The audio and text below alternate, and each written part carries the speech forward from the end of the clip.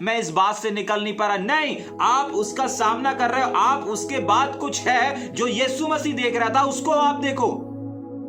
जाग रहे?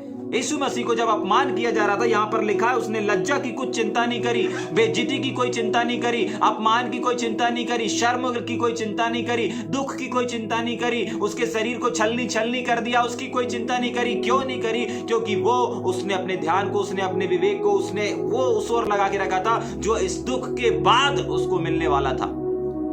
जाग रहे? आज की सुबह परमेश्वर हमको और आपको इस बात को बताना चाहता है, अगर आज आप अपनी परेशानियों में परेशान हैं, अगर आज आप अपने दुख में दुखी हैं, तो सावधान, इन दुखों को पूरे आनंद की बात समझो। परमेश्वर का वचन आगे हमको सिखाता है अय्यूब की किताब में, जब तुम नाना प्रकार की परीक्षाओं में पड़ो तो इसको पूरे आनंद की बात समझो। जब यीशु मसीह चारों तरफ से उसके अपने छोड़ दिए थे, उसके अपने 3.5 साल तक उनको बाल बच्चों की तरह जिनका पालन पोषण खिलाया, हर एक पहाड़ में, हर एक समुद्र में, हर एक यात्रा में, हर एक सेवकाई में, जिनको आकाश से मन्ना खिलाया, उसने 5 रोटी 2 मछली के द्वारा बड़े बड़े आश्चर्य कर्म किए और अनोखे अनोखे काम किए, इन सबको दिखाया यीशु मसीह ने। और उसके बाद भी उन लोगों ने उसका साथ छोड़ करके भाग गए, उसके अपने लोगों ने उसका दिल दुखा दिया।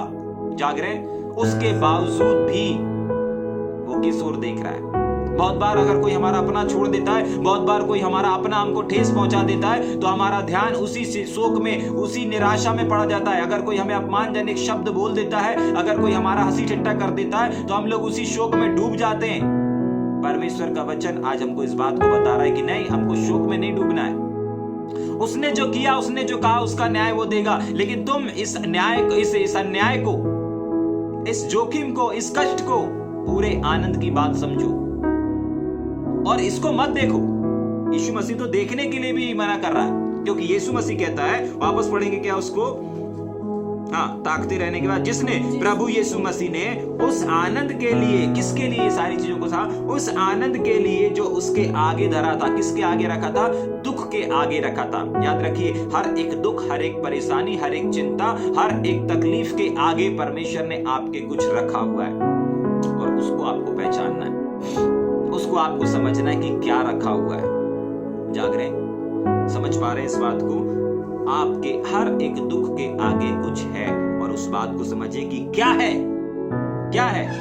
जाग रहे हैं? हाँ, और जब आप उसको देखेंगे ना, तो आप अपने आप को, अपने अस्तित्व को बिल्कुल मरा हुआ समझेंगे। ऐसा लिखा, यीशु मसीह ने तो कुछ भी चिंता नहीं करी। कौन क्या कर रहा, कौन थप्पड़ मार रहा, कौन मेरे मुंह पे ऊपर थूक रहा है, कौन झूठे आरोप लगा रहा है, यीशु मसीह ने कोई चिंता नहीं करी। जाग रहे? कोई चिंता नहीं करी। आज आपको भी चिंता नहीं करनी है कि कौन आपके विरोध में है, कौन आपके पक्ष में है, कौन आपका साथ दे रहा है, कौन आपका साथ नहीं दे रहा है, कौन आपको बढ़ा रहा, कौन आपको घटा रहा। कोई चिंता करने की आवश्यकता नहीं। कौन आपके नाम को उछाल रहा है, कौन आपके पीठ के पीछे बातें कर रहा है, बिल्कुल चिंता करने की आवश्यकता नहीं है। एक काम करते रहें और सिर्फ प्रभु यीशु मसीह की ओर ताकते रहें।